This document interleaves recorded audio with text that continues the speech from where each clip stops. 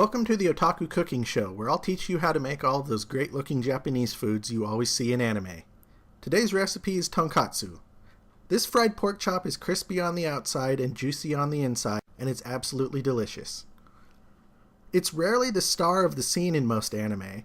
In fact, the only specific scene I can remember is in Majikoi, O Samurai Girls, where the main character is hurt, and all the girls in his harem keep putting more and more pieces of meat on his plate.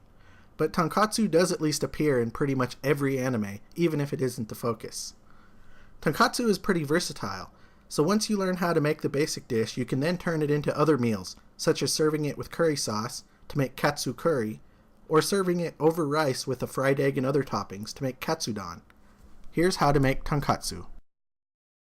Our tonkatsu is made with 4 boneless pork chops. These are the kind of thinner ones.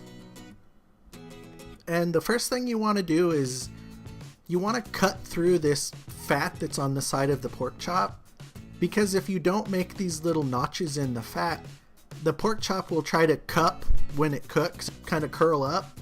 But if you cut these notches in it, then it will stay flat. You also cut little shallow cuts in the surface of the meat, which will allow the seasonings and everything to penetrate the meat more, and it makes it taste better. You also want to season with salt and pepper, both sides, because you got to season every part of it to make sure it tastes good. Here I have some flour, some breadcrumb, and some egg, and I seasoned all 3 with salt and pepper. The breadcrumbs are panko breadcrumbs. That's important because the panko will cook up and be really crunchy. But the way you do it is any breading for meat. You do it in the flour first, and then the egg, and then the panko.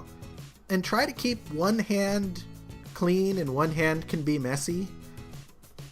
That way you don't have 2 dirty, gross, globby hands covered in gross stuff. But make sure that you coat it with the breadcrumbs really, really good. You want to really pack them on there and then press. Because the more breadcrumbs you have, the crunchier it'll be and the better it'll be when you eat it. That's what it should look like. You can deep fry these, but I'm going to just shallow fry it in a little bit of oil in my frying pan.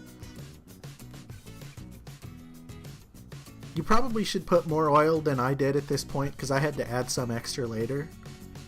But you want enough oil to kind of come up the side of the meat a little bit while you're cooking it. Then you just cook it for 4 minutes or so per side until it's golden brown. Look how golden brown and delicious this is. Those are completely perfect. But you'll see that the pan, there's not much oil left in the pan, so I actually add a little bit of extra. But if you start with more oil in the pan, you shouldn't have to add extra. When the pork is done on both sides, which like I said is 4 minutes or so per side, take it out of the pan.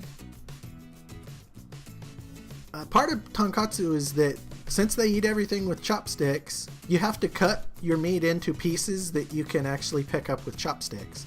That's why you always see tonkatsu sliced like this, is so you can actually eat it easily. But just cut it into, like 1/2-inch slices, and then you're good to go. Tonkatsu isn't tonkatsu without a little sauce on it. And it's a special type of sauce in Japan that's nicknamed bulldog sauce, which you can buy from Asian food grocer. But if you don't have any, you can make your own tonkatsu sauce with ketchup and Worcestershire sauce mixed together. But I was actually recommended by a Japanese cook to use A1 steak sauce. So that's what I used. There's a perfectly cooked tonkatsu. Enjoy!